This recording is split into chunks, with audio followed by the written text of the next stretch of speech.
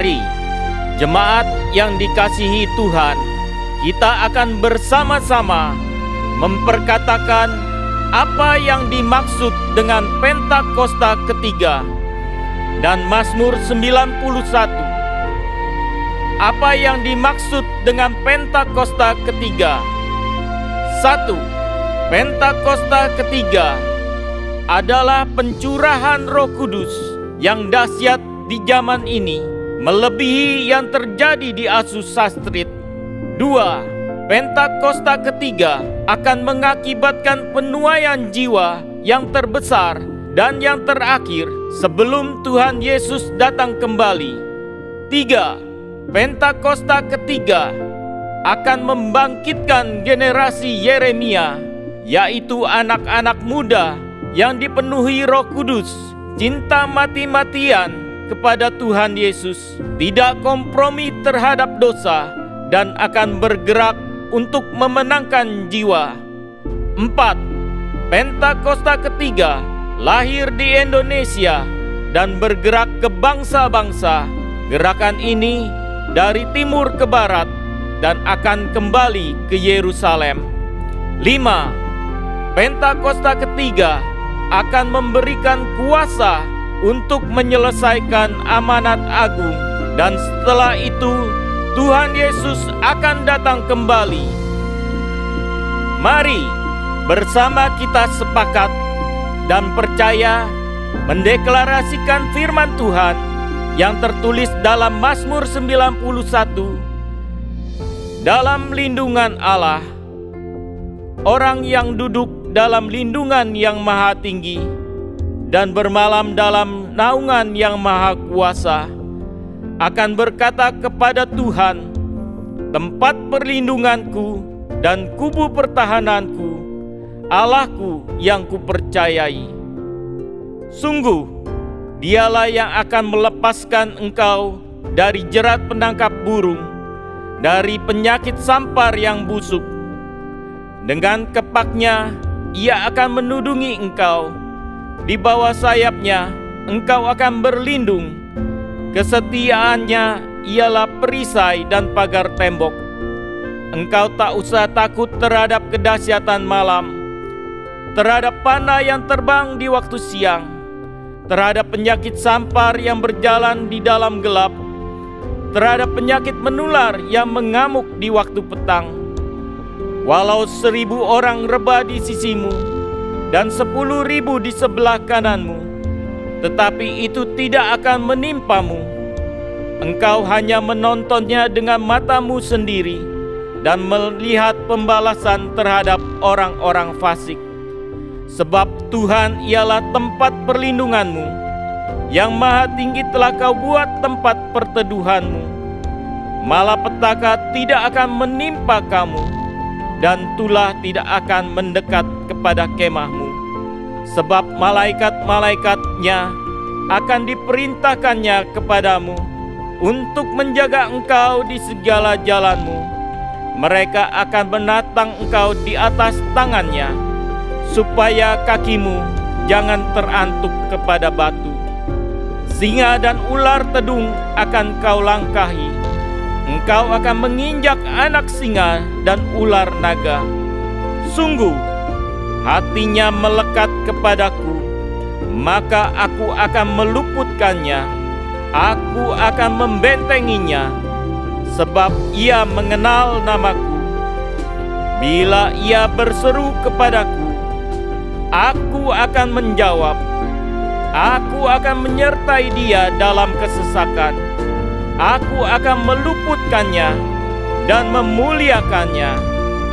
Dengan panjang umur akan kukenyangkan dia, dan akan kuperlihatkan kepadanya keselamatan daripadaku. Haleluya! Amin. Haleluya.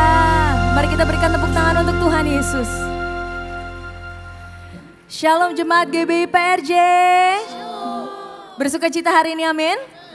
Saya percaya Bapak Ibu semua yang hadir di tempat ini adalah orang-orang yang bersyukur kepada Tuhan. Sebab Tuhan terlalu baik dalam kehidupan kita, amin. Amin. Mari Bapak Ibu Saudara, kita mau siapkan hati kita. Kita mau buka hati kita selebar-lebarnya. Supaya Tuhan bisa masuk. Biar kasih Tuhan mengalir dalam kehidupan kita. Amin.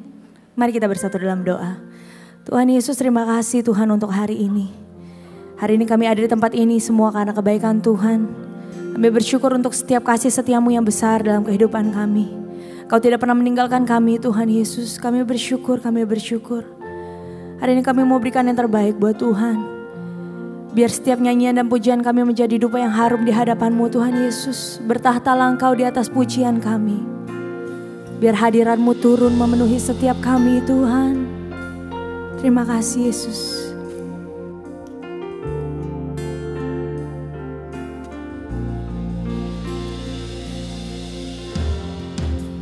Oh, be my anthem, Lord, when the world has fallen quiet, you stand beside me. Give me a song in the night, Jesus, I need you every moment.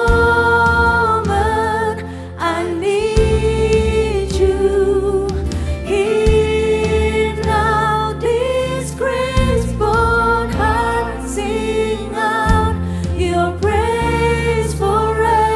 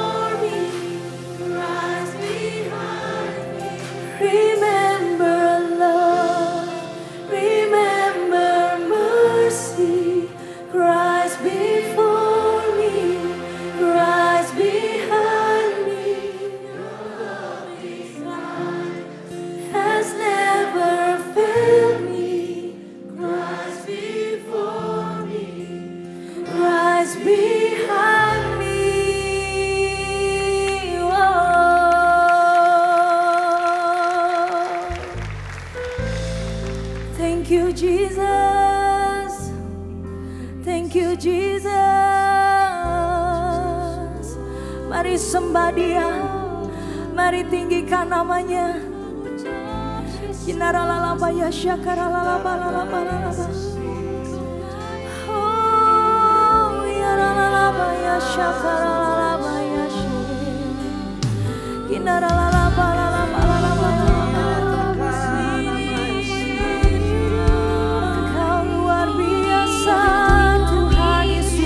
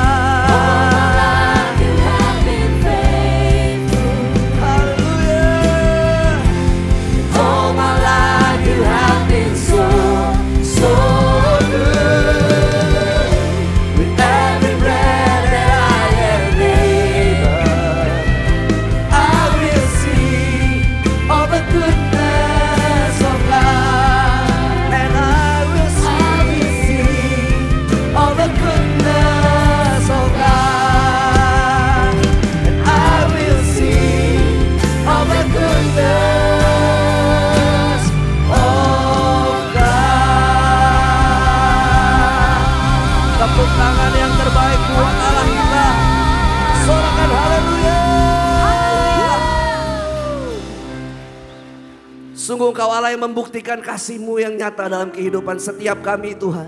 Kami mau bersyukur selalu dan bersorak-sorai karena Engkau dahsyat dalam hidup kami. Di dalam nama Tuhan Yesus sama-sama kita katakan amin. Amin. Bersuka cita semua yang ada di sini. Amin. Tuhan kita baik, amin. Yang percaya Tuhan kita baik boleh sorakan.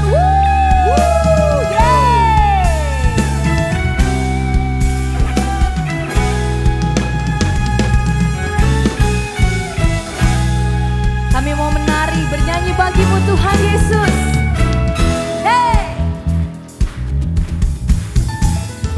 Tuhan baik di dalam hidupku, selalu setia di sepanjang hidupku.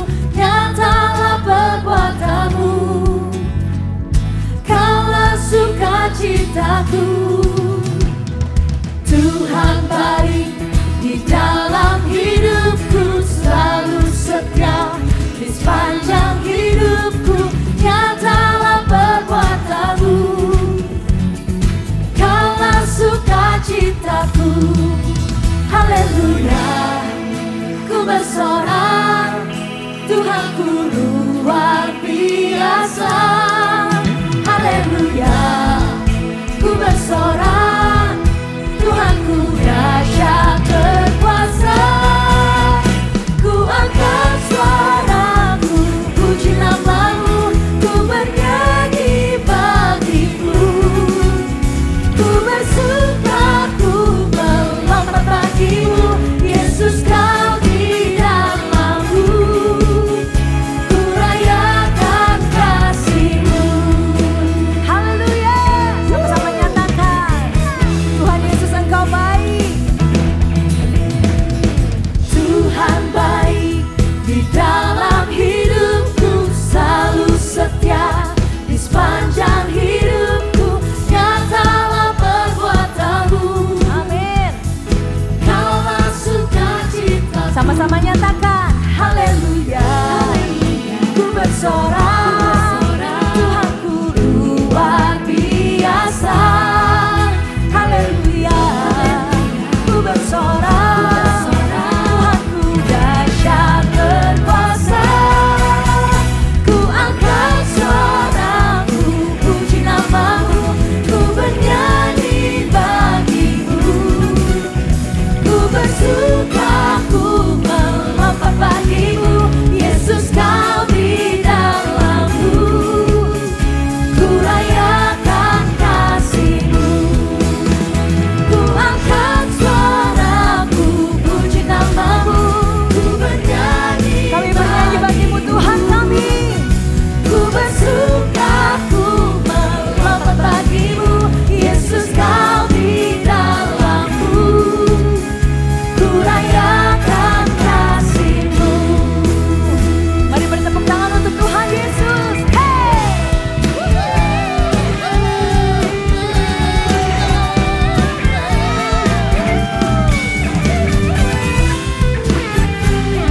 Sebab Engkau tidak pernah berubah Tuhan Yesus. Dulu, sekarang, sampai selama-lamanya Engkau baik.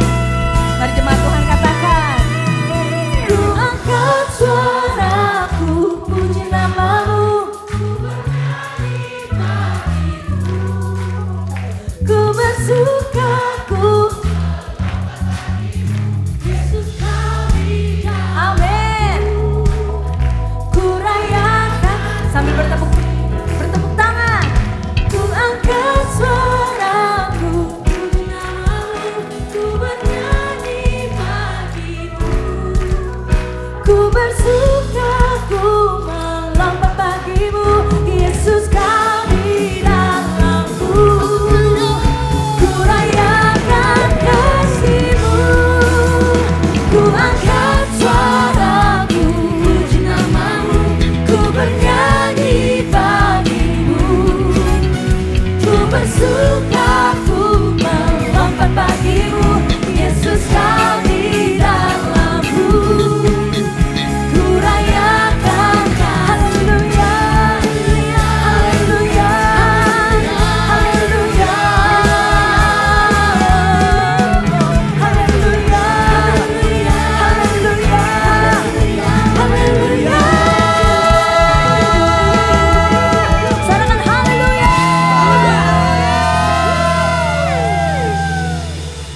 Allah kita yang kasih-Nya sempurna.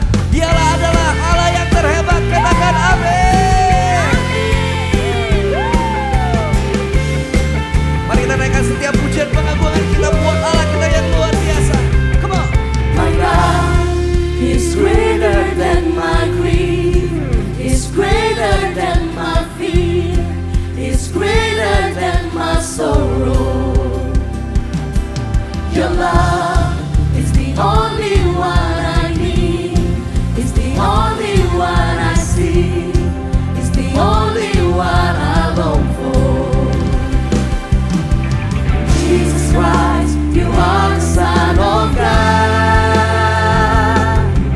You died for me so I can be alive. Ku berseru kudus, kudus, kudus, kudus, kudus, kudus Tuhan, Allah yang perkasa, dahsyat dan kuat, Kau terhebat. Kami Ku berseru layak, layak, layak, layak, layak, layak Tuhan, Raja mulia, Bapa yang kekal, Kau terhebat. sorakan. Sungguh Kau hebat ya Tuhan. Lebih semangat lagi ya Raka.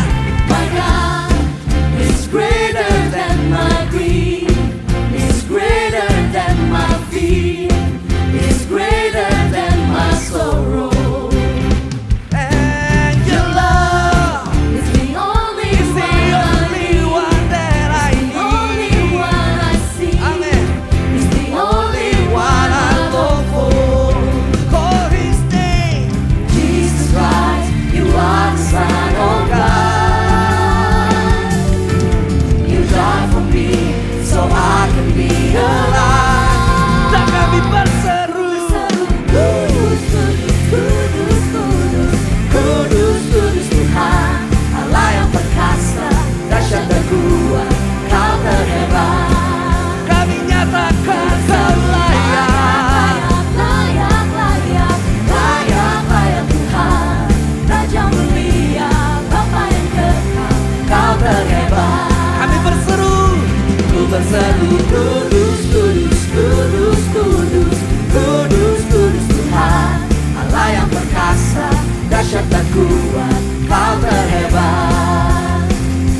Ku berseru layak, layak, layak, layak, layak, layak Tuhan, Raja mulia, Bapa yang kekal, Kau terhebat. Boleh angkat tangan kita dan kita nyatakan. Engkau sungguh orang kami yang luar biasa ya Tuhan. Haleluya.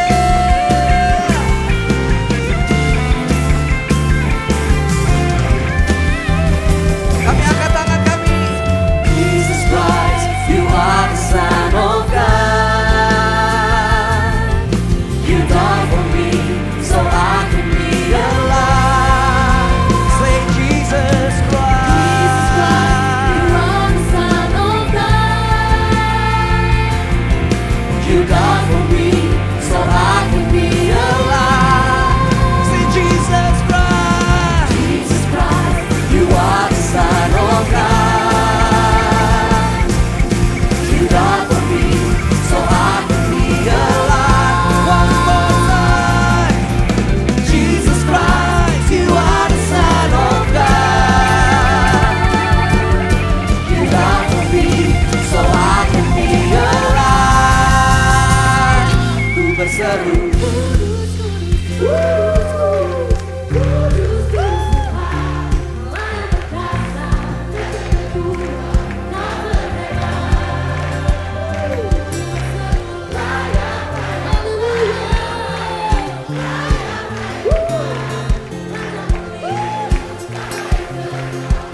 Boleh tepuk tangan di atas kepala sama-sama, come on. Ku berseru.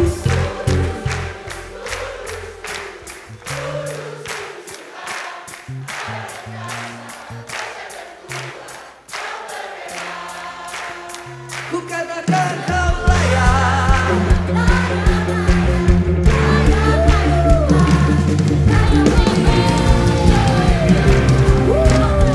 Bersama-sama nyatakan. Ku berseru kudus, kudus, kudus, kudus, kudus, kudus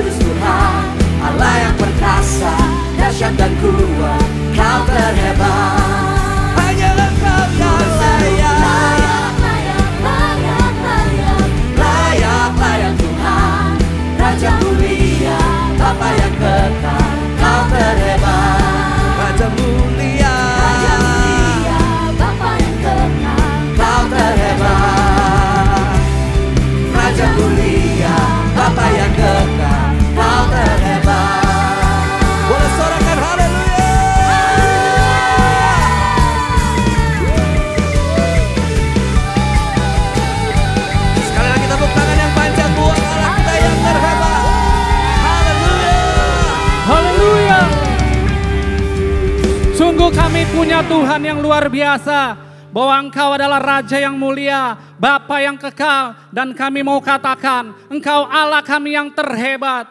Terima kasih ya Tuhan.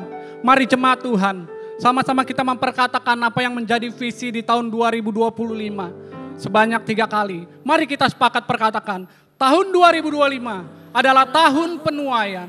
Tahun 2025 adalah tahun penuaian.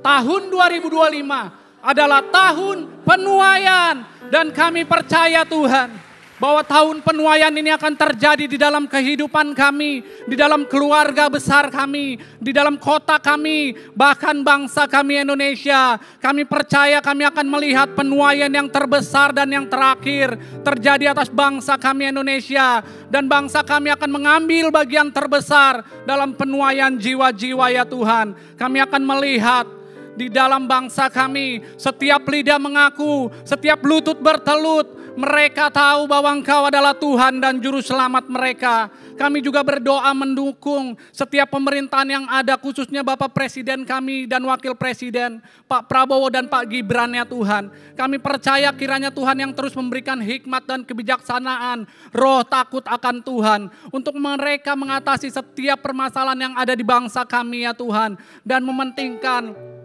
apa yang menjadi kepentingan rakyat. Dan kami percaya kami akan melihat bangsa kami menjadi bangsa yang maju, bangsa yang besar, dan bangsa yang diberkati Tuhan. Terima kasih ya Tuhan. Kami juga berdoa untuk Gembala Sidang kami Paniko dan Gembala CK7 Dr. Yanto. Kiranya terus Tuhan yang memberikan hikmat, pewahyuan, juga kepekaan dan lebih tajam lagi dalam mendengar suara-Mu ya Tuhan. Kami berdoa kiranya kuasa dan otoritas Tuhan boleh terus mengalir dalam pelayanan hamba-Mu. Sehingga kemanapun mereka melayani, ada mujizat Tuhan boleh terjadi, keselamatan terjadi, kesembuhan dan pemulihan terjadi, sehingga jiwa-jiwa dimenangkan bagi kemuliaan nama-Mu. Terus pakai hamba-hamba-Mu ya Tuhan, untuk menggembalakan setiap kami, menjadikan umat yang layak dan berkenan di hadapan-Mu ya Tuhan. Kami berdoa memberkati kehidupannya, memberkati keluarga besarnya, memberkati pelayanannya, dan kami percaya mereka selalu aman di dalam lindungan Tuhan. Kami juga mengangkat tangan kami berdoa untuk generasi Yeremia Tuhan. Kami tahu bahwa Tuhan sendiri yang berjanji akan lahir anak-anak muda yang cinta akan Tuhan. Mereka akan dipenuhi Roh Kudus, bergerak untuk memenangkan jiwa, sehingga akan terjadi terobosan, revival di setiap di mana mereka ditempatkan. Akan terjadi terobosan di marketplace, di pemerintahan, di sekolah-sekolah, di kampus-kampus, dan kami percaya mereka akan dipakai Tuhan menjadi future leader. Terima kasih ya Bapa. Inilah yang menjadi doa kami di dalam nama Tuhan Yesus Kristus. Mari yang percaya sama-sama kita katakan amin. Kasih-Mu yang berlimpah buat setiap kami Tuhan, sungguh mempesona setiap kami. Bukti kasih-Mu nyata buat setiap kami Tuhan Yesus. Kami bersyukur, kami bangga kami punya Allah seperti Engkau.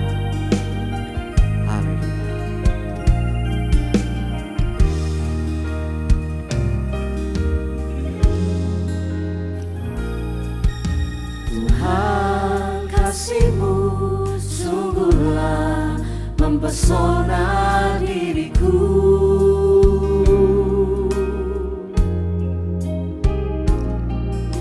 Tuhan, kuasa-Mu sungguhlah menggetarkan hatiku.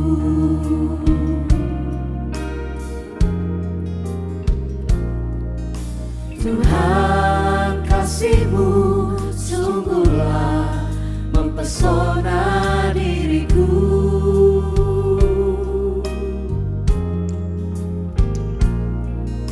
Tuhan, kuasa-Mu sungguhlah menggetarkan hatiku. Kasih-Mu ya Tuhan, yang Kau limpahkan bagiku, lebih dari yang ku perlu. Kau sediakan bagiku. Ku sembah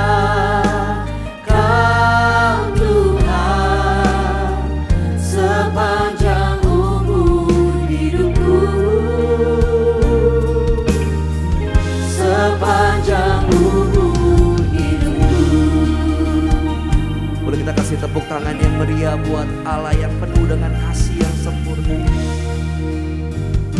Bersama-sama kita katakan, Tuhan kasih-Mu, Tuhan kasih-Mu sungguhlah mempesona diriku, dan kuasa-Mu Tuhan kuasa-Mu sungguhlah menggetarkan hatiku. Mari jemaat Tuhan dari bait yang pertama nyatakan, Tuhan kasih-Mu sungguhlah mempesona diriku. Kau yang selalu mempesona setiap kami ya Tuhan.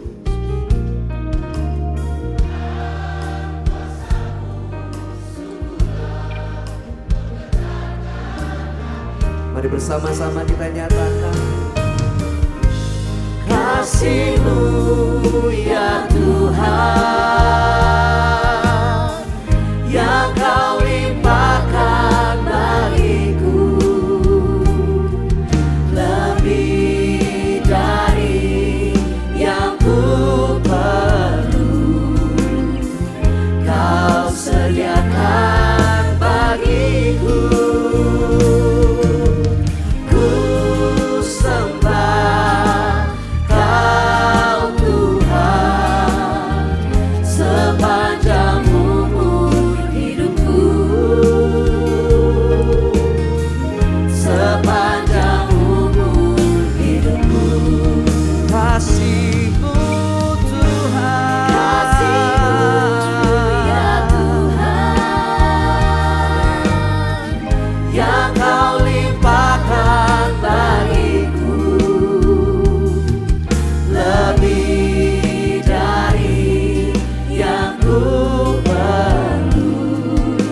Sediakan ya Tuhan, bagiku, dan kami sembah Kau Tuhan sepanjang umur hidupku, sepanjang umur hidupku. Mari jemaat Tuhan katakan, kasih-Mu, kasih-Mu ya Tuhan, yang Kau limpahkan bagiku, lebih dari yang ku perlu, Kau sediakan bagiku. Ku sembah Kau Tuhan sepanjang umur hidupku, sepanjang umur hidupku. Mari lebih sungguh lagi nyatakan, kasih-Mu ya Tuhan, yang Kau limpahkan bagiku. Kau melihat setiap tangan yang terangkat ya Tuhan di hadapan-Mu.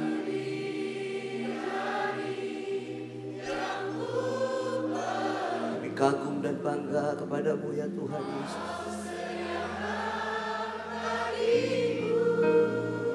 Kami mau terus menyembah Kau Tuhan sepanjang hidup kami ya Tuhan. Sepanjang kami bernafas, kami akan terus menyembah. Mari sama-sama nyatakan, kasih-Mu Tuhan, kasih-Mu ya Tuhan, yang Kau limpahkan bagiku, lebih dari yang ku perlu, Kau sediakan bagiku. Ku sembah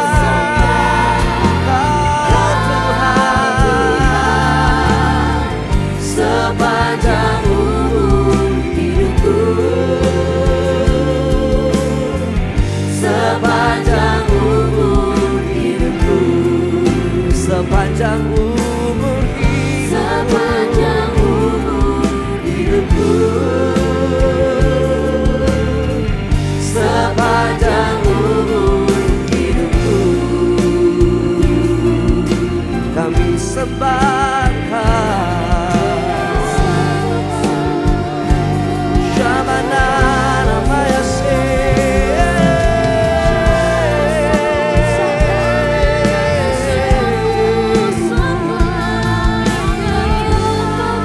takkan berhenti kami menyembahmu selama kami bernafas, selama kami hidup.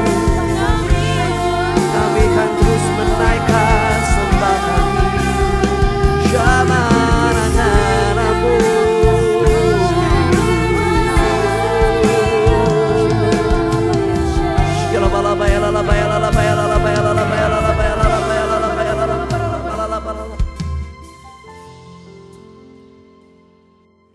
Shalom Bapak Ibu Saudara yang dikasihi dan disayang oleh Tuhan. Apa kabarnya? Saya berdoa berharap Bapak Ibu Saudara semua dalam kondisi baik-baik saja. Terima kasih buat Tuhan Yesus dan tentunya gerejanya untuk kesempatan menyampaikan firman Tuhan pada hari ini. Saudara, sebentar kita akan mendengarkan apa yang menjadi isi hati Tuhan. Tentunya yang Tuhan taruh dalam hati saya. Mari kita satu hati di dalam doa. Bapak, kami mengucap syukur. Terima kasih buat hari yang baik yang Tuhan sudah boleh berikan buat kami. Terima kasih buat satu kesempatan kami boleh berjumpa dengan pribadi yang kami kasih, yang kami sayangi, Tuhan kami, Yesus Kristus. Dan sebentar kami akan duduk diam, mendengar apa yang menjadi isi hati-Mu. Beri hati dan telinga seorang murid buat setiap daripada kami. Supaya sungguh-sungguh firman-Mu yang berkuasa itu boleh menuntun kami, boleh mengarahkan jalan-jalan kami, menyatakan kesalahan, bahkan mendidik kami dalam kebenaran.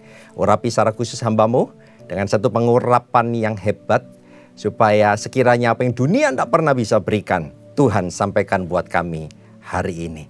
Kami siap diberkati lewat firman-Mu, semua campur tangan si jahat patah kuasanya dalam nama Yesus. Untukmu semua doa, ucapan syukur, permohonan kami naikkan dalam satu nama hidup, dalam nama Yesus. Kami sudah berdoa ucap syukur, mari menjadi diberkati, bersama dan saya katakan, amin. Puji Tuhan, saudara. Saudara, beberapa waktu yang lalu dalam konseling dan pengembalaan gerejanya, saya ngobrol dengan seorang jemaat yang sedang ditinggalin oleh pacarnya, saudara. Ya, 8 tahun mereka sudah pacaran, begitu. Lalu ditinggalin. Dan apa yang terjadi? Teman kita yang satu ini stres tentunya. Nggak mau makan dan mengurung diri di kamar. Akibatnya apa? Dia harus diopnam di rumah sakit selama 1 minggu.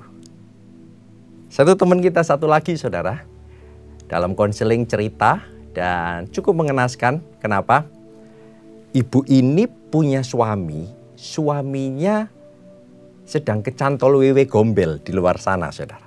Ya, suaminya sedang pindah ke lain hati, tinggalin istri dan anak-anaknya. Apa yang terjadi? Sang ibu ini menjadi stres, lalu nggak mau makan, nggak mau tidur. Sehingga apa yang terjadi? Dia harus diopnam di rumah sakit gara-gara kena stroke. Itu yang terjadi, saudara. Teman kita satu lagi, saudara. Saya teringat. Dia sedang ditipu oleh rekan bisnisnya. Stres Pak saya, Pak. Saya kesel, saya benci. Dan masalahnya apa yang dia lakukan? Dia lari ke minuman keras. Dia dugem di situ untuk menghilangkan rasa sakit dan pahit hatinya.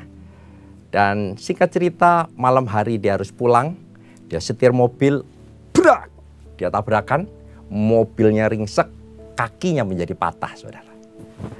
Nah, saudara, dari 3 cerita yang ada, sepertinya kita bisa sama-sama nangkep satu garis merah bahwa teman-teman kita ini punya masalah, tapi menyelesaikannya dengan, mohon maaf bagi saya, nambah masalah baru. Masalah tidak jadi selesai, tapi malah makin semakin runyam. Itu yang saya tangkap, saudara. Ya, jadi karena mereka tidak ngerti apa yang mereka harus buat, apa yang harus mereka lakukan saat badai, masalah pergumulan menimpa hidupnya. Karena itu pada kesempatan yang baik ini, saya rindu share firman Tuhan, tentunya sesuatu yang Tuhan taruh di hati saya, dengan judul ini saudara.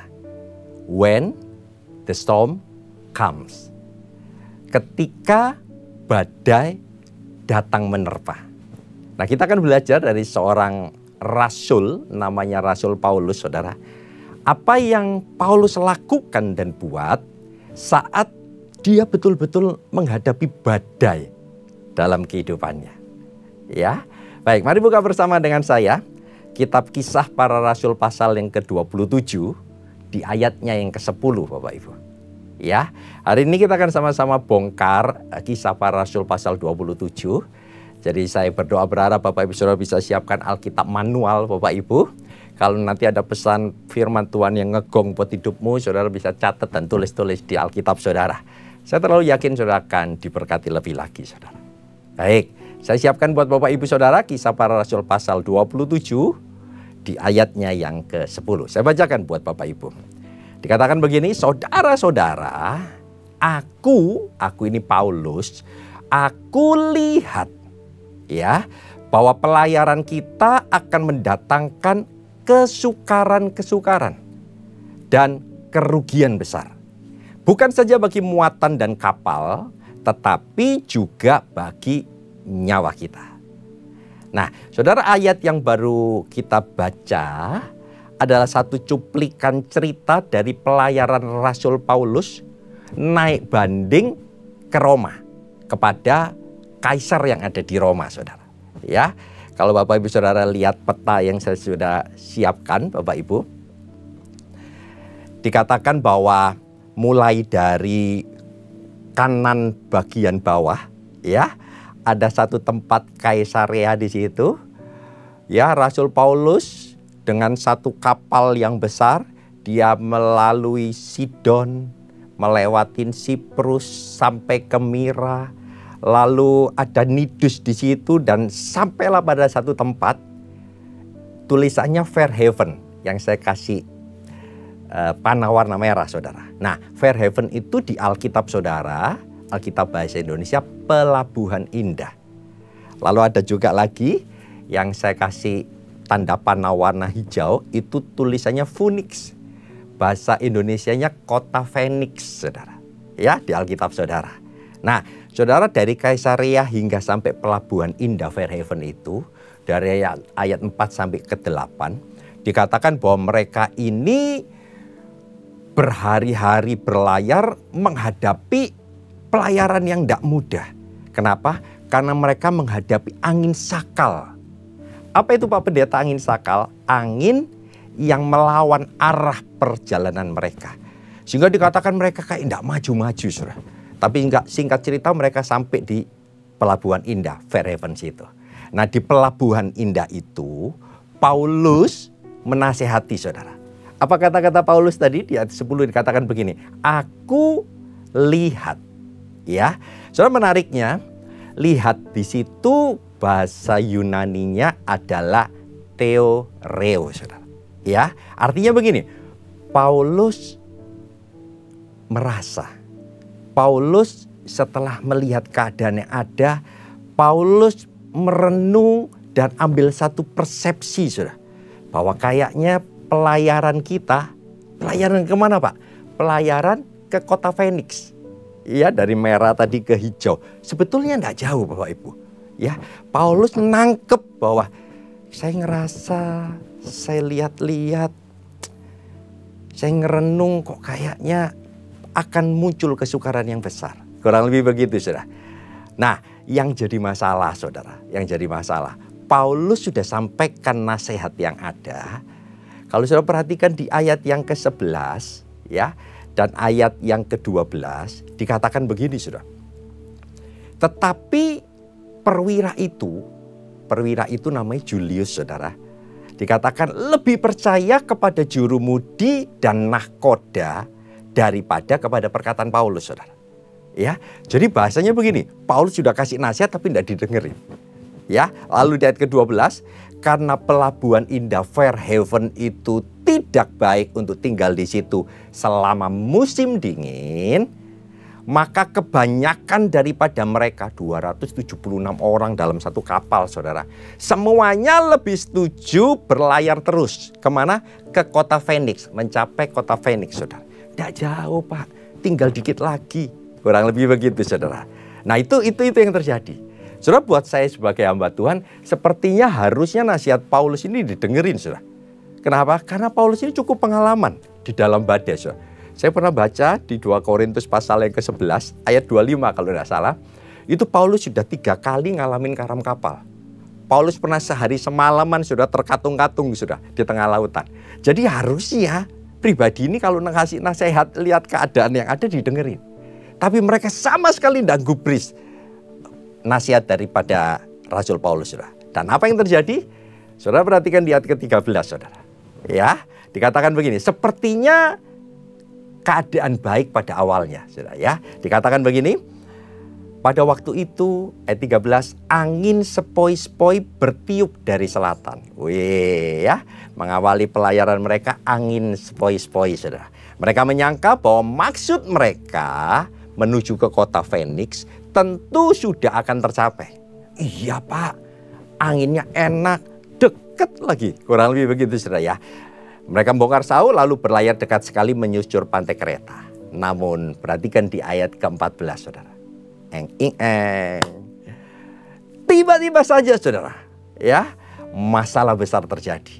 Ayat 14 dikatakan begini, tetapi tidak berapa lama kemudian turunlah dari arah pulau itu angin badai yang disebut angin timur laut, saudara.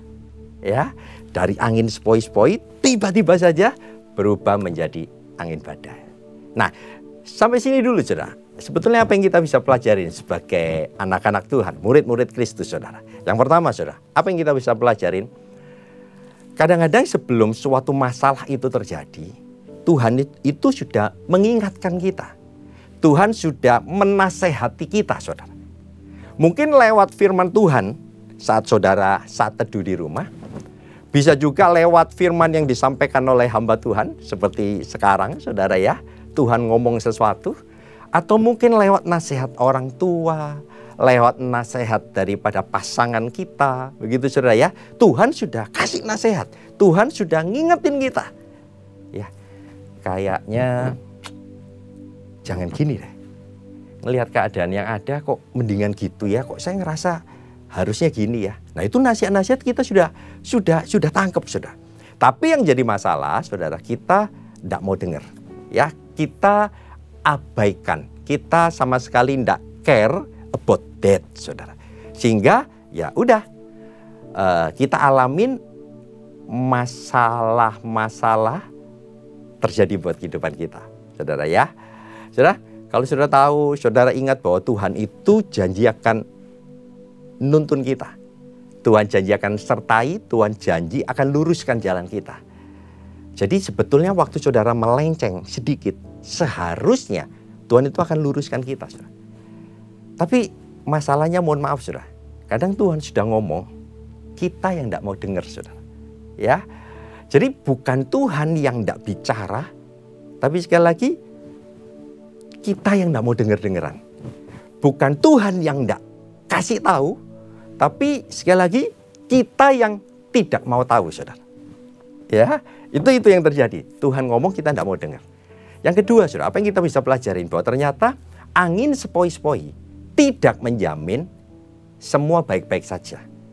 Angin sepoi-sepoi tidak menjamin semuanya so far so good. Kurang lebih begitu, saudara, ya. Saudara lihat tadi, awalnya angin sepoi-sepoi, lalu tiba-tiba saja berubah menjadi angin badai, saudara. Ya, saya teringat beberapa waktu yang lalu, saudara, ya.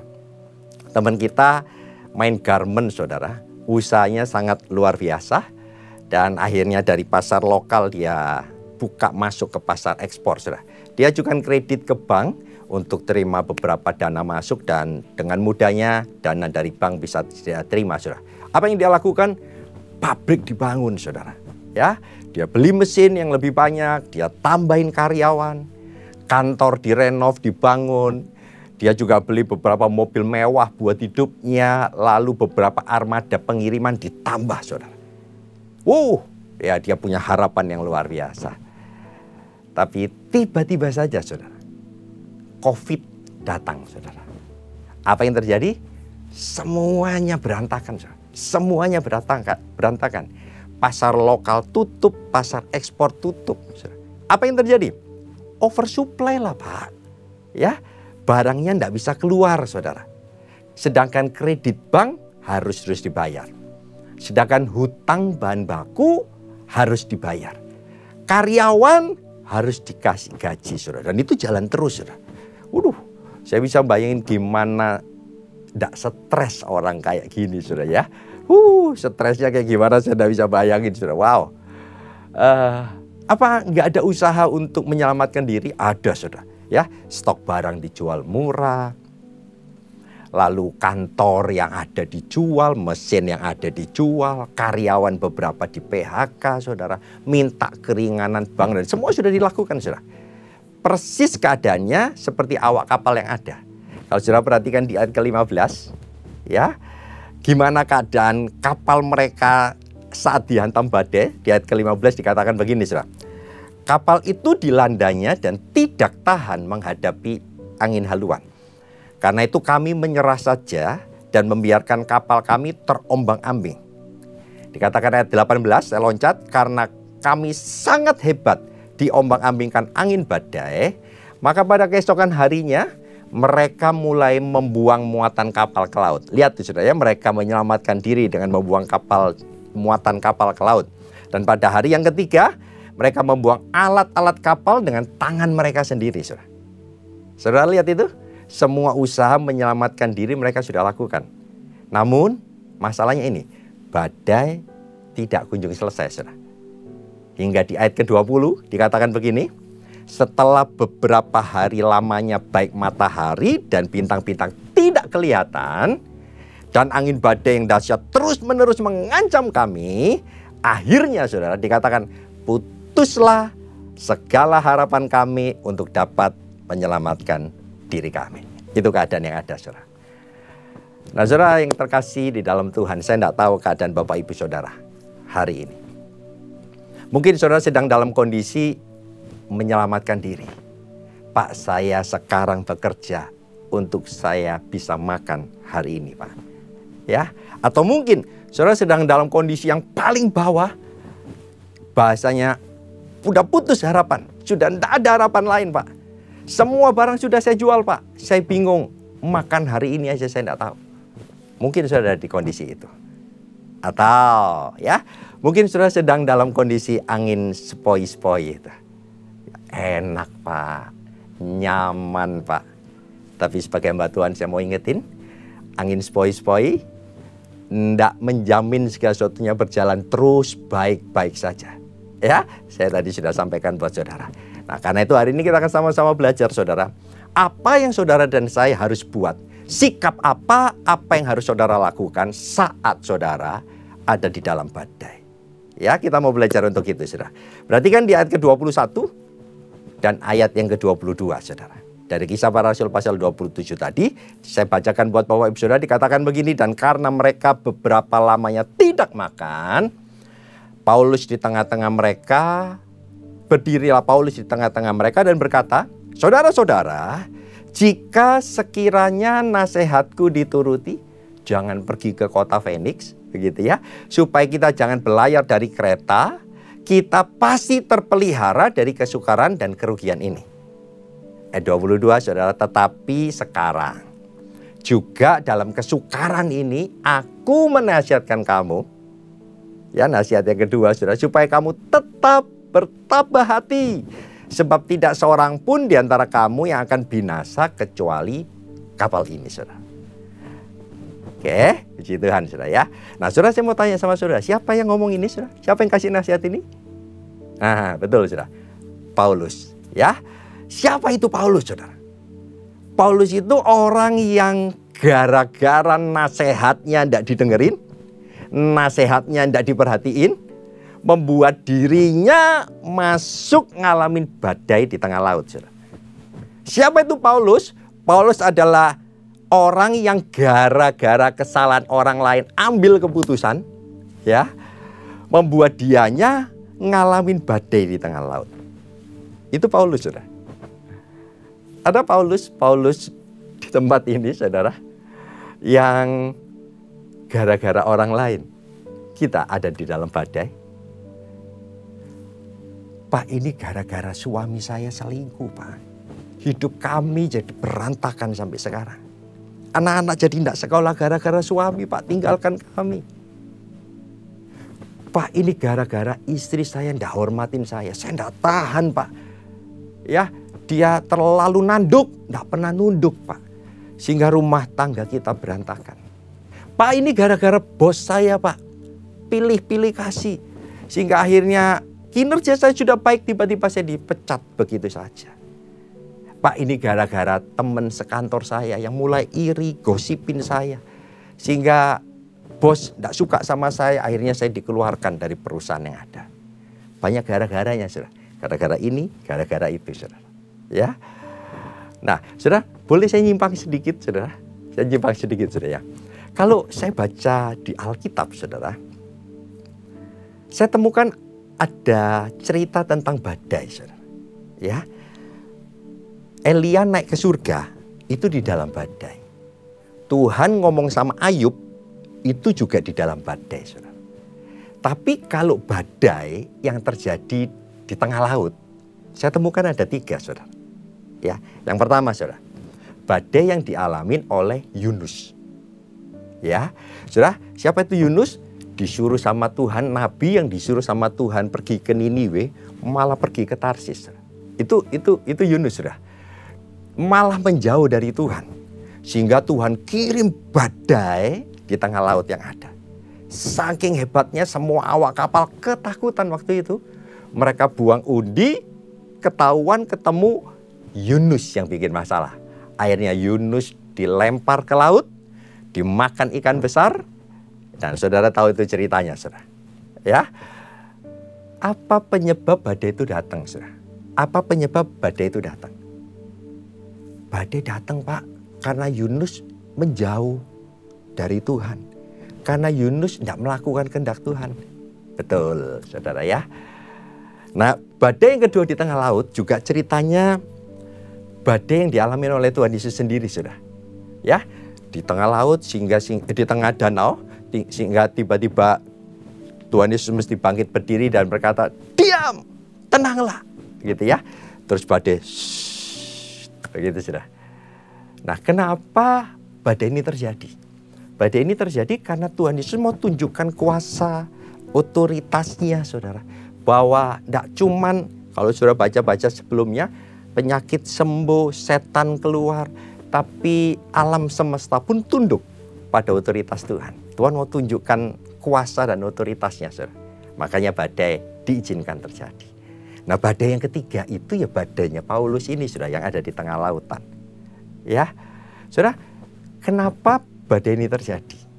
Saudara pikir karena Paulus lari dari kehendak Tuhan? No. Ya, Kisah Para Rasul pasal 23 di ayat ke-11 itu dikatakan begini, saudara.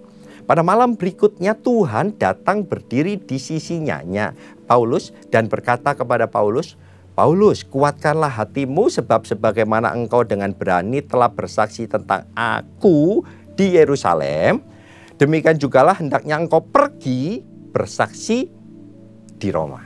Ya, jadi Paulus berangkat ke Roma itu atas kehendak Tuhan, saudara.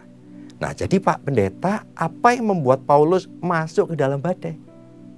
Nah, itu betul, saudara, ya. Gara-gara kesalahan orang lain.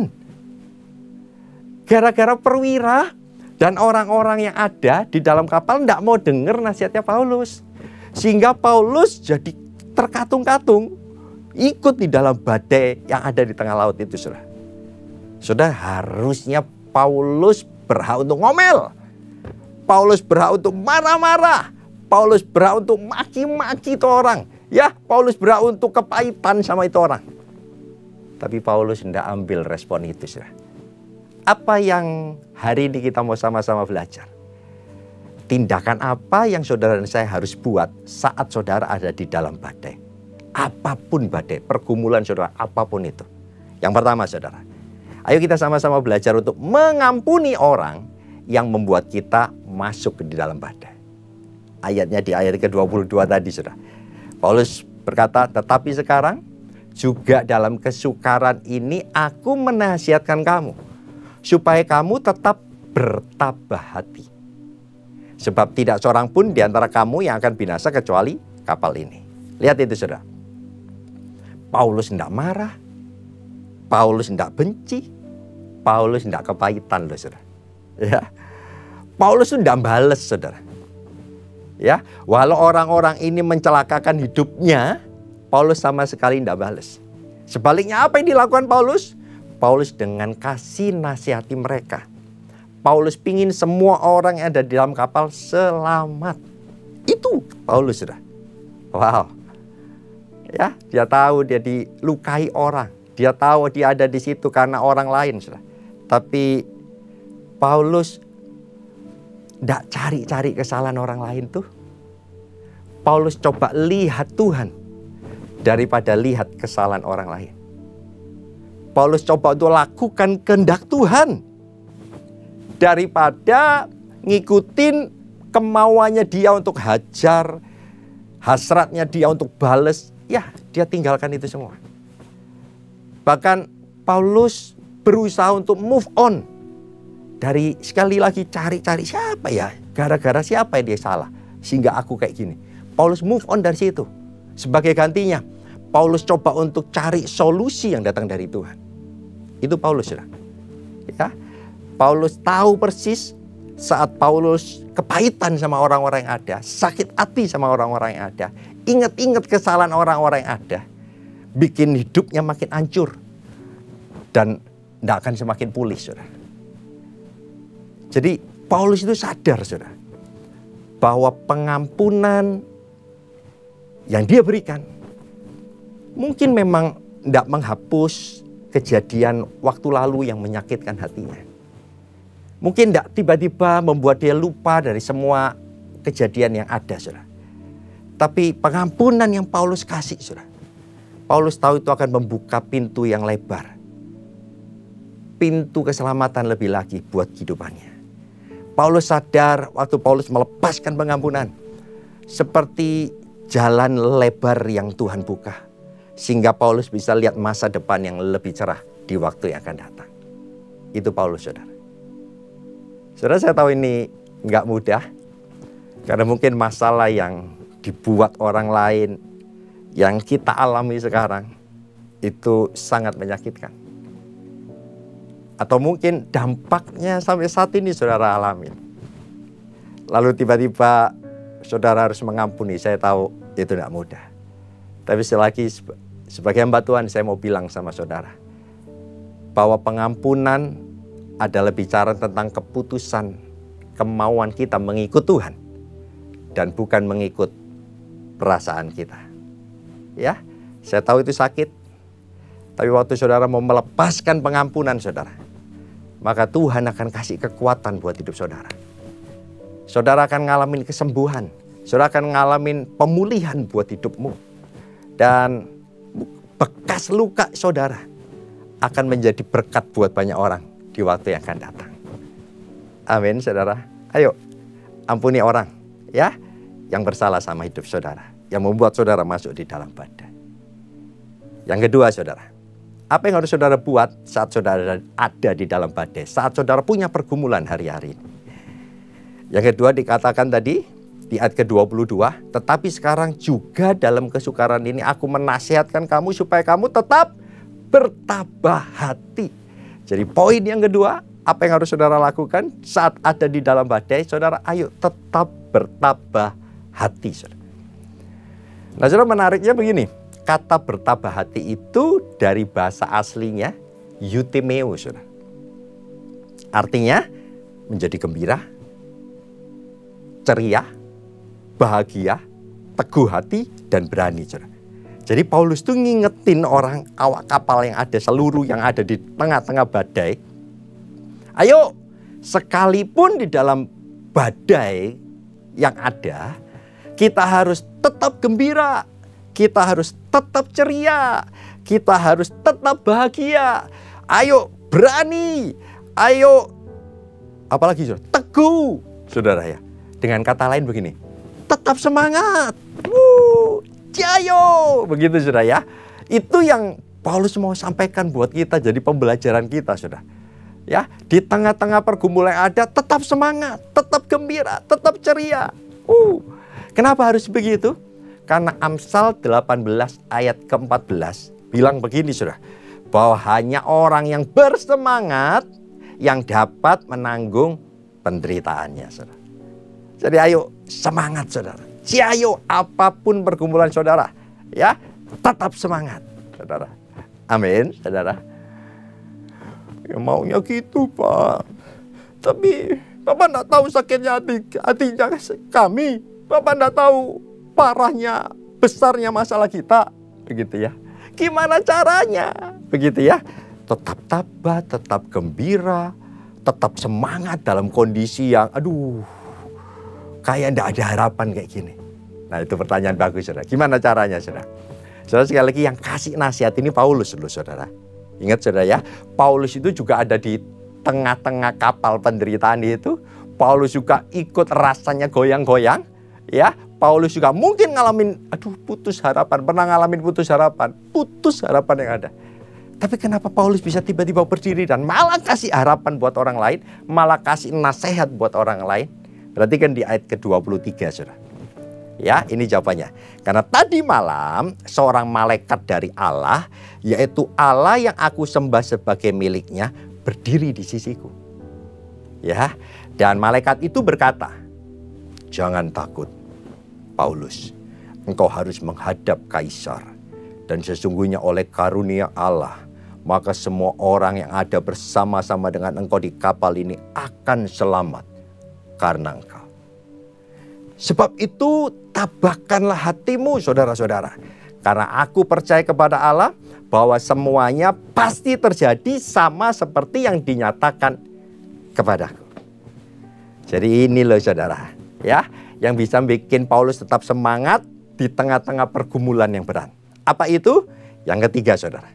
Ternyata ini juga yang menjadi kunci apa yang saudara harus buat saat badai itu datang menerpa hidup kita.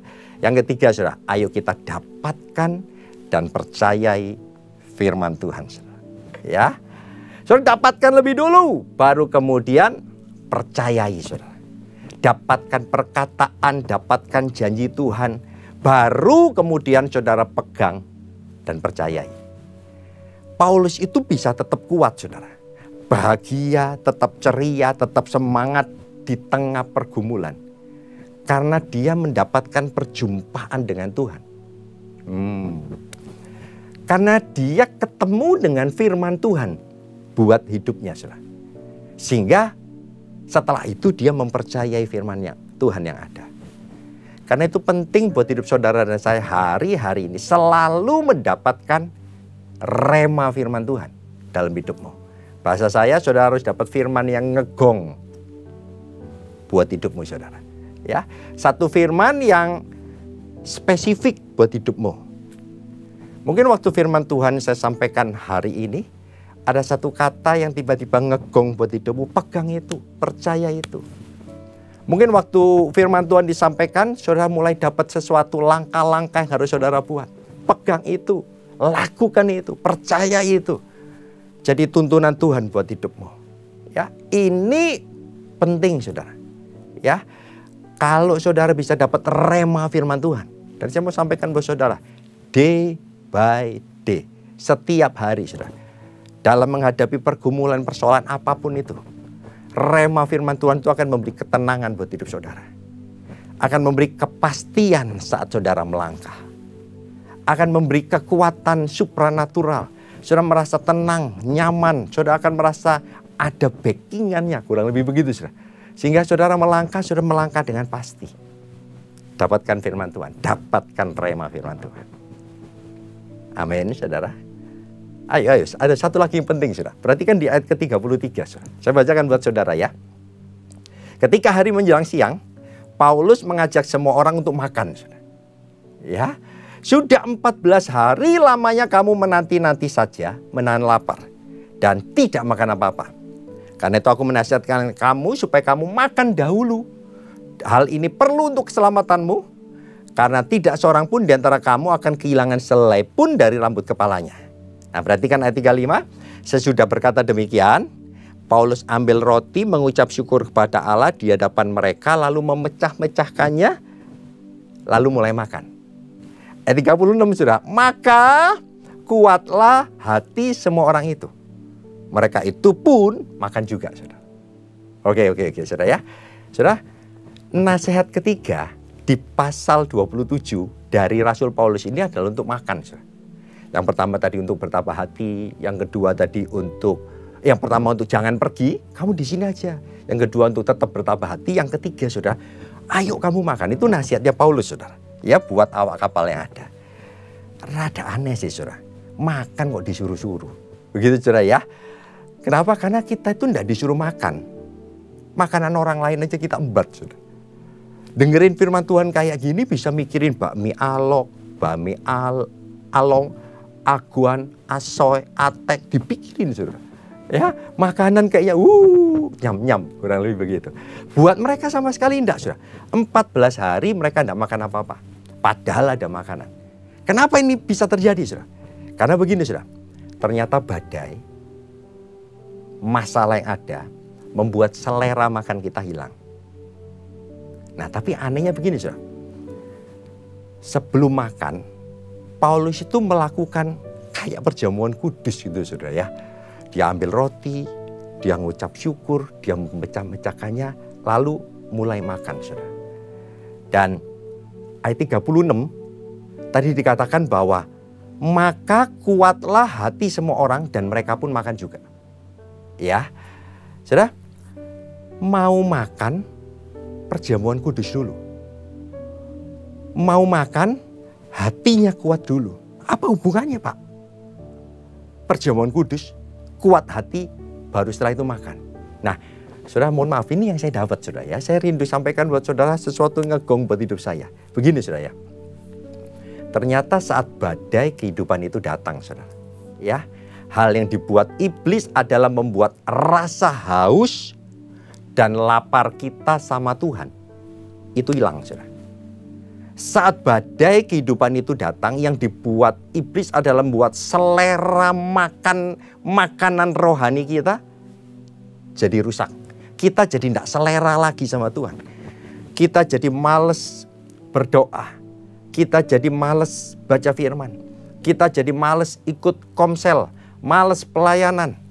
Bahasanya gini, kita mulai menjauh dari Tuhan saudara. Akibatnya, ya jelas, kita jalan dalam pergumulan tanpa Tuhan. Kita jalan dalam pergumulan tanpa kehadirannya. Kita jalan dalam pergumulan masalah yang berat tanpa penyertaannya. Dalam kondisi seperti ini kita berseru sama Tuhan, Tuhan tolong, kenapa Tuhan diem aja? Dalam kondisi ini kita berteriak sama Tuhan, Tuhan kenapa Tuhan tidak tuntun kami? Kenapa Tuhan izinkan kami jalan sendirian? Itu teriakan kita, saudara. Saya mau bilang di kesempatan yang baik ini, saudara. Bukan Tuhan yang tidak peduli, saudara. Bukan juga Tuhan yang jauhin kita. Bukan Tuhan yang diam dan akhirnya tidak tuntun kita. Tidak. Tapi masalahnya kita yang tinggalkan Tuhan. Kita yang menjauh dari Tuhan. Sehingga suara Tuhan tidak kita dengar lagi. Tuhan ngomongnya di sono kita menjauh saudara. Ya. Sehingga tuntunan Tuhan tidak kita rasakan lagi. Kenapa? Kita menjauh dari Tuhan. Selera kita dibuat mati sama iblis. Kita jadi males Tuhan-Tuhanan. Kita fokus ke masalah kita ini berhala yang harus kita selesaikan, kita perhatiin masalah kita saudara. Sehingga Tuhan kita abaikan. Harusnya begini saudara, harusnya begini. Saat saudara dan saya ada di dalam badai, ya mungkin saudara jadi males, saudara. Tapi ayo tetap paksakan saudara untuk makan makanan rohani.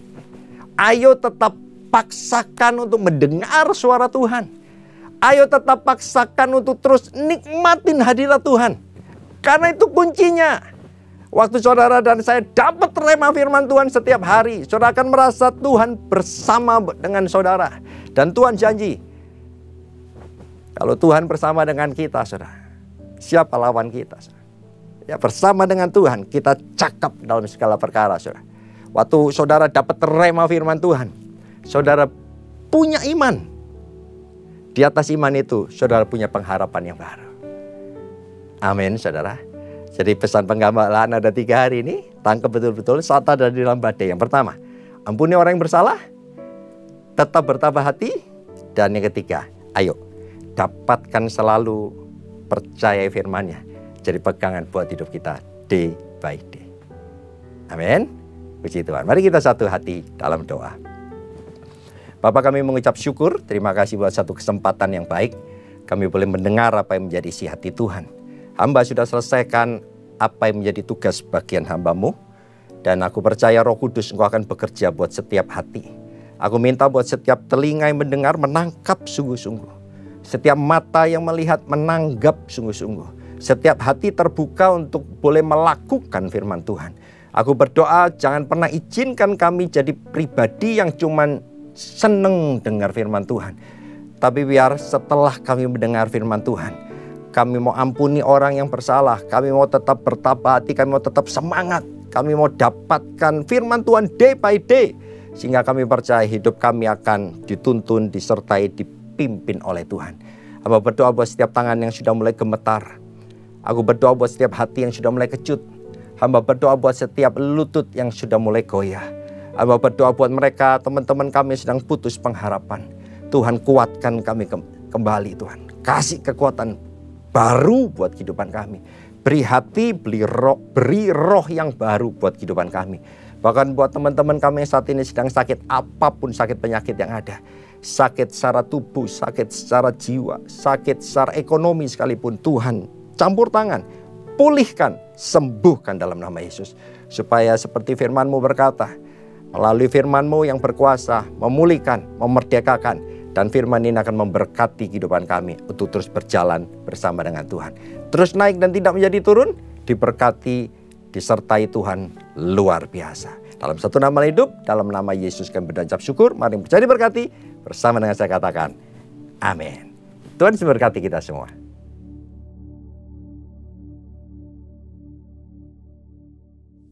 Kita akan memasuk dalam perjamuan kudus. Kita akan mengingat ayat ini. Sebab setiap kali kamu makan roti ini dan minum cawan ini, kamu memberitakan kematian Tuhan sampai Ia datang. Perjamuan kudus adalah perjamuan Tuhan Yesus sendiri. Setiap kali kita masuk dalam perjamuan kudus, Tuhan Yesus selalu berkata, biarlah ini menjadi peringatan akan aku. Peringatan akan aku. Karena itu mari kita tundukkan kepala. Arahkan hati kita kepada kebaikan Tuhan. Saudara, mari. Bapa, siapakah kami sebelum kami mengenal Engkau? Kami semua orang berdosa. Upah dosa adalah maut, mati. Tapi Engkau tidak berdosa dijadikan dosa oleh karena kami semua. Engkau harus turun dari sorga mulia, mati, ganti kami dengan penderitaan yang luar biasa. Sungguh kalau kami pikirkan betapa baiknya Engkau Tuhan. Engkau jadikan kami sebagai anak-anak-Mu. Engkau berkati, Engkau bela, Engkau melindungi, Engkau menyembuhkan kami. Engkau juga menegur kalau kami salah, ya Aba. Itu Engkau, ya Aba. Tuhan Yesus akan memberkati kita melalui perjamuan kudus. Tapi Tuhan mau kita makan dan minum dengan cara yang benar. Karena itu masing-masing sekarang introspeksi. Lihat keadaan diri masing-masing. Jangan menyimpan dosa. Kalau ada dosa yang Tuhan ingatkan yang belum diselesaikan dengan Tuhan, langsung minta ampun. Minta ampun supaya diberkati. Supaya diberkati. Tuhan, Kau melihat anak-anak-Mu yang sedang berdoa, Tuhan. Ampuni kami, ampuni Tuhan, ampuni kami, ampuni. Layakkan kami untuk masuk dalam perjamuan kudus. Kami akan masuk dalam perjamuan kudus dengan hati yang penuh ucapan syukur. Dalam nama Yesus kami berdoa. Amin. Sekarang, mari angkat roti di tangan kanan kita tinggi-tinggi. Sebab apa yang telah kuteruskan kepadamu telah aku terima dari Tuhan. Yaitu bahwa Tuhan Yesus pada malam waktu ia diserahkan mengambil roti. Dan sesudah itu ia mengucap syukur atasnya. Ia memecah-mecahkannya dan berkata, inilah tubuhku yang diserahkan bagi kamu. Perbuatlah ini menjadi peringatan akan aku. Soalnya dikasih Tuhan, bukankah roti yang kita pecah-pecahkan ini adalah persekutuan kita dengan tubuh Kristus. Mari kita makan dalam nama Yesus.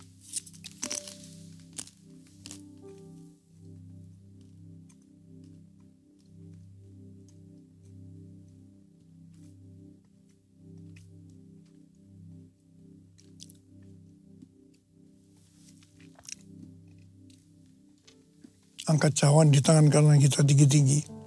Demikian juga yang mengambil cawan sesudah makan lalu berkata, cawan ini adalah perjanjian baru yang dimeteraikan oleh darahku. Perbuatlah ini setiap kali kamu meminumnya menjadi peringatan akan aku. Sudah dikasih Tuhan, bukan cawan pengucapan syukur. Yang atasnya kita ucapkan syukur adalah persekutuan kita dengan darah Yesus. Mari kita minum dalam nama Yesus.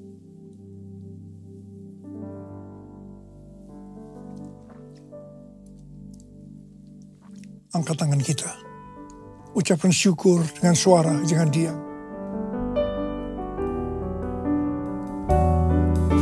Tuhan terima kasih ya Tuhan, terima kasih. Terima kasih ya Tuhan, terima kasih. Bapak terima kasih. Terima kasih. Terima kasih. Angkat tangan saudara. Tuhan, kau melihat anak-anakmu sedang angkat tangan. Engkau saat ini sedang menyembuhkan yang sakit. Engkau sedang membebaskan yang terikat. Engkau menghibur yang susah. Engkau menguatkan yang lemah. Memberikan pengharapan-pengharapan yang baru bagi yang datang negara putus pengharapan. Yesus Engkau baik. Engkau baik dan sangat baik kepada kami semua. Bapa terima kasih. Terima kasih ya Tuhan. Terima kasih. Terima kasih. Terima kasih. Tuhan terima kasih Tuhan. Urapi kami, terima pengurapan Tuhan, terima. Terima kasih Yesusku, terima kasih Yesusku, puji syukur hanya bagi Tuhanku. Terima kasih Yesusku, terima kasih Yesusku, puji syukur hanya bagi Tuhanku. Puji syukur hanya bagi Tuhanku. Puji syukur hanya bagi Tuhanku.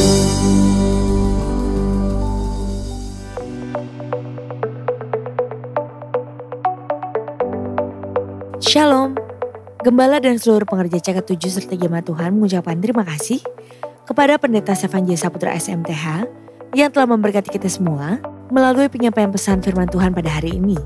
Tuhan Yesus memberkati Bapak dan keluarga berlimpah-limpah. Amin. Berikut kami sampaikan beberapa pengumuman. Ibadah Raya via live streaming hari Minggu 9 Maret 2025 pukul 7, 9, 11.30, 14 dan 16.30 waktu Indonesia Barat akan dilayani oleh Pendeta Indarwanto Tarigan BA. Ibadah Raya hari Minggu 9 Maret 2025 diadakan di GBPRJ pukul 7, 9 dan 11.30 waktu Indonesia Barat. Dilayani oleh Pendeta Robin Ong. Pukul 16.30 waktu Indonesia Barat. Dilayani oleh Pendeta Johan Lumaindong. GBPRJ Mandarin pukul 9 waktu Indonesia Barat. Dilayani oleh PDP Rita Arifin SE. GB Interkon pukul 7, 9 dan 11 waktu Indonesia Barat. Dilayani oleh Pastor Randy Junedi BSC. Pukul 16 dan 18 waktu Indonesia Barat. Dilayani oleh Pendeta Stefan J. Saputra SMTH. GB St. Moritz pukul 9 dan 11 waktu Indonesia Barat. Dilayani oleh PDP Studi Tandi. Pukul 13, 15 dan 17 waktu Indonesia Barat dilayani oleh PDP Robertus Purwadi SSPD. GB PRJ Pluit pukul 9, 11 dan 16.30 waktu Indonesia Barat dilayani oleh PDP Hatona SE. GB HCR pukul 8 dan 10 waktu Indonesia Barat dilayani oleh Evangelis Salviawati MTH. GB Alam Sutramol pukul 7, 9, 11, dan 13 waktu Indonesia Barat dilayani oleh PDP Tessa Juliana Wibowo. Pukul 15 dan 17 waktu Indonesia Barat dilayani oleh Pendeta Rubin Ong. Ibadah Raya Onsite di atas disertai juga dengan ibadah pemudaan anak secara onsite.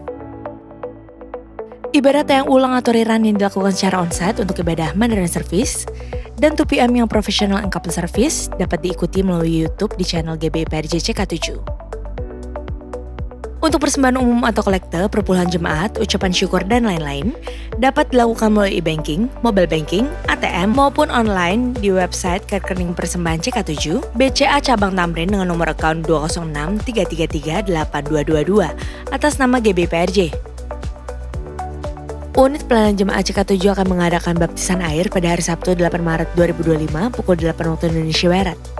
Bagi Bapak Ibu yang ingin baptis harap segera mendaftarkan diri. Pendaftaran dibuka mulai tanggal 23 Februari sampai dengan 3 Maret 2025 secara online via www.gbprj.org atau di kantor sekretariat ibadah onsite masing-masing cabang. Sesuai firman Tuhan dalam Amsal 3 ayat 9 menyatakan, "Muliakanlah Tuhan dengan hartamu, dengan hasil pertama dari segala penghasilanmu. Maka lumbung-lumbungmu akan diisi penuh sampai melimpah-limpah, dan bejana pemerahanmu akan meluap dengan air buah anggurnya." Dan sesuai pesan Gembala Sidang untuk kita menaati firman Tuhan tersebut, maka sebagai gereja yang sepenuhnya mengikuti firman Tuhan, mari kita membawa persembahan buah sulung dengan sukarela tanpa paksaan, penuh sukacita dan ucapan syukur. Lakukan dengan beriman saja. Persembahan buah sulung dapat ditransfer ke rekening BCA Cabang Tamrin dengan nomor akun 206-333-8222 atas nama GBI PRJ, atau ke rekening persembahan buah sulung sesuai dengan cabang Bapak Ibu beribadah. Jika kita taat melakukannya, maka Tuhan akan membuka tingkap-tingkap langit dan mencurahkan berkat-Nya bagi kita yang taat akan firman-Nya. Amin.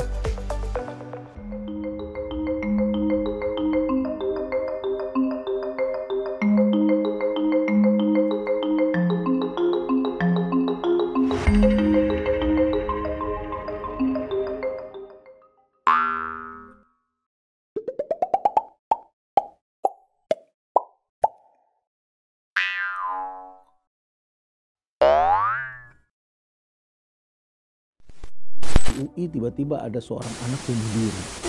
Lebih dari 19 juta penduduk berusia di atas 15 tahun. But if your action can change someone's life.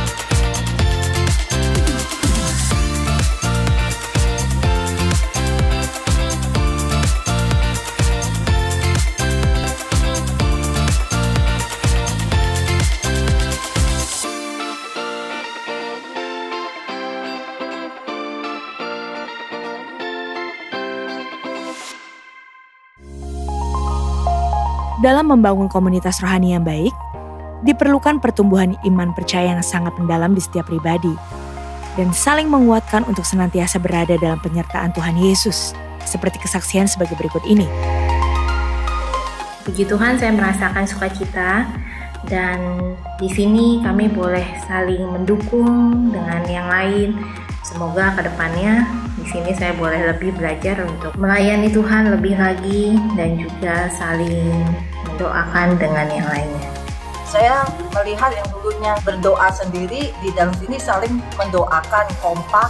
Yang tadinya saya tidak melayani, saya sekarang melayani, mendapatkan karakter Kristus di dalam pelayanan ini. Mari kita turut serta dalam ibadah WOI dengan tema Growing Up Together, yang akan dilayani oleh Ibu PDM Grace Suhadi pada hari Kamis 20 Maret 2025 pukul 10 pagi, bertempat di Ruang Safir dan Pearl Integrity Convention Center lantai 9.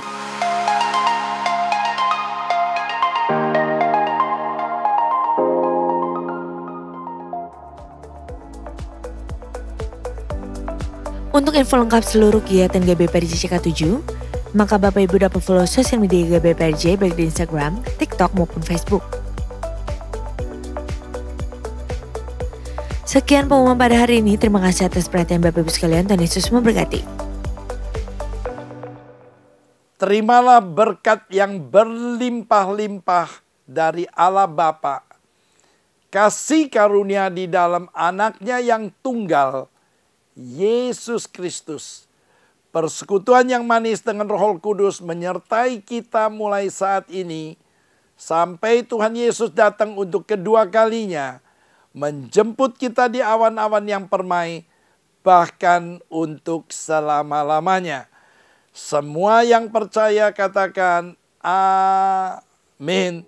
Shalom saudara, siapa di antara kita yang tidak mau menang? Saya percaya semua orang ingin menang. Menang berarti berhasil, sukses, dan mendatangkan kebahagiaan. Baik ketika menghadapi pergumulan, tekanan, kesulitan, tantangan, dan masalah hidup yang ada dalam diri, rumah tangga, pekerjaan, usaha, pelayanan, pertandingan iman, dan seluruh aspek kehidupan kita. Namun pertanyaannya, bagaimana kita meraih kemenangan tersebut? Cara apa yang kita gunakan untuk meraih kemenangan dan keberhasilan tersebut? Nah, dalam VOP kali ini kita akan membahas tentang meraih kemenangan dengan cara Tuhan.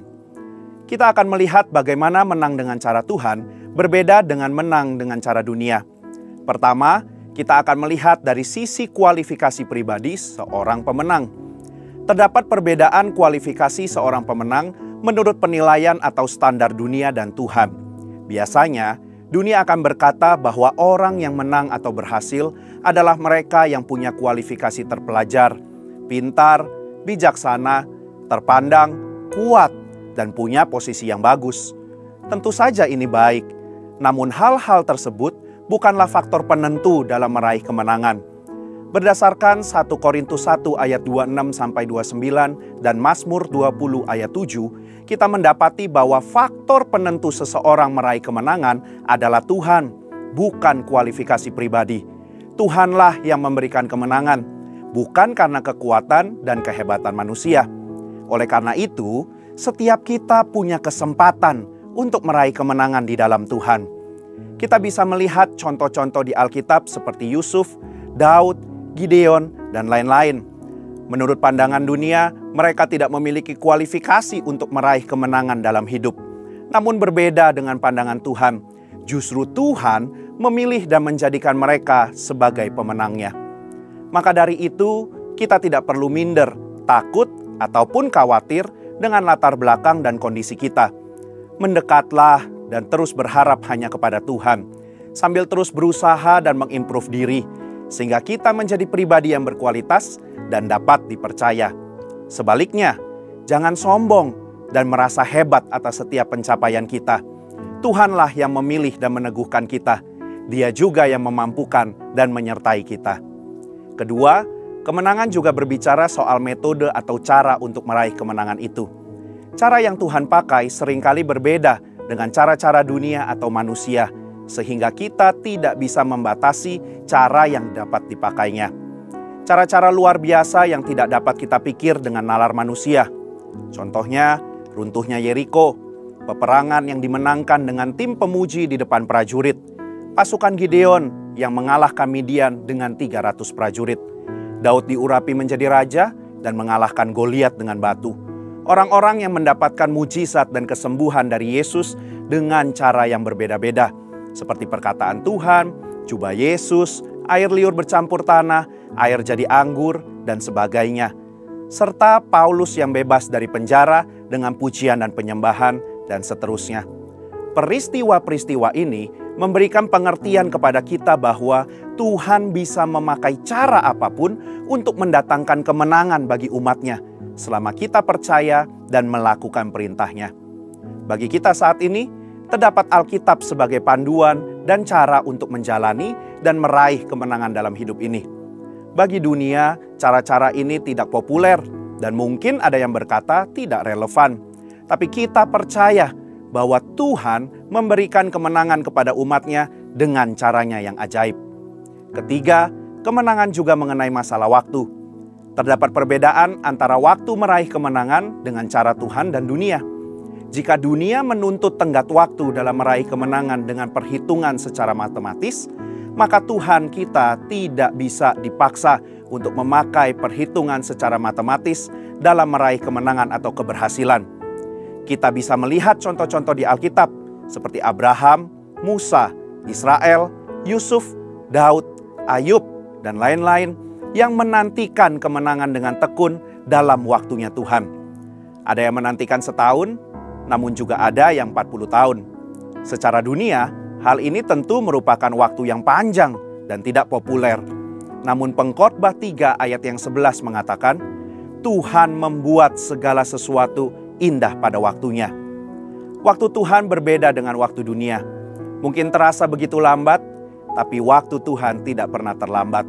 Maka dari itu, tetaplah percaya dan usahakan yang terbaik yang kita bisa. Kemenangan akan menjadi bagian milik kita. Alkitab memberikan langkah praktis yang dapat kita lakukan untuk meraih kemenangan.